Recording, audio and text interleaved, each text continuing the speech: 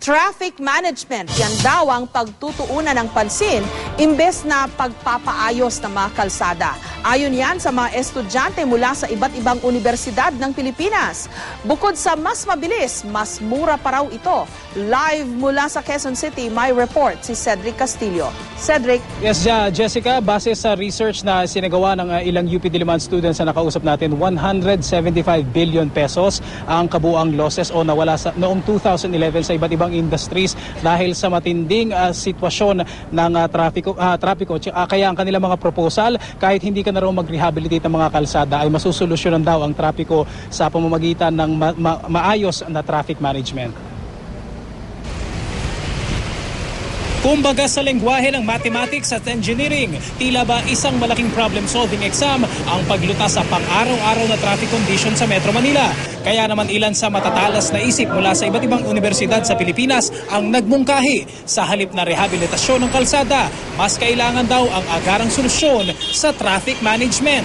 Ang proposal ng grupong ito na nakausap namin, gamitin ang mga CCTV ng MMDA na lingid daw sa kaalaman ng marami ay may high-tech capabilities gaya ng pag-detect ng plaka ng sasakyan. Binibili natin siya pero nagigilang siyang parang waste of money kasi nga hindi natin alam kung paano siya gamitin. Konting tweak lang sa program, kaya niya pong mag-detect ng plate number, mag-detect ng baha.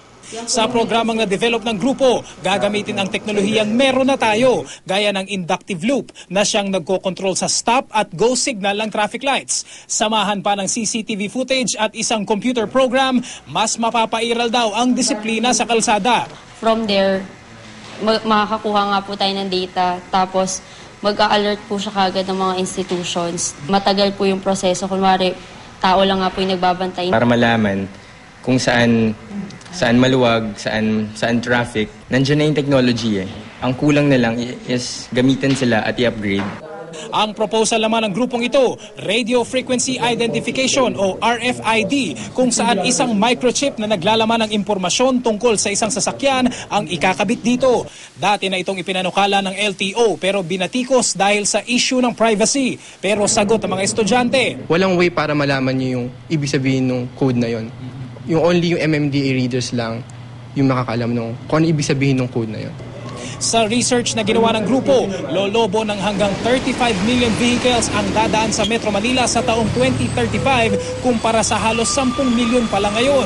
At dahil wala pa raw piso ang halaga ng bawat isang RFID microchip, mas efficient daw ito kaysa sa malakihang road rehabilitation projects. 15.2 kilometer road na ginawa from North Expressway to Marcos Highway, it cost 20.8 billion pesos. That's very big and long process. Focus ay intersections, saka yung major highways like Commonwealth, ganyan, EDSA, ganun. Kung saan laging nagkaka-traffic. Kahit palaparin pa natin ng sobra yung road natin, dadating talaga sa point na ma-occupy ng masakyan. So it's not about the capacity, it's about the efficiency. Sika, kinilala itong mga project proposal sa mga naturang grupo na nakausap natin sa isang traffic management competition ng isang IT company at ito yung mga magsisilbing entries ng Pilipinas sa isang international competition. Jessica. Maraming salamat, Cedric Castillo.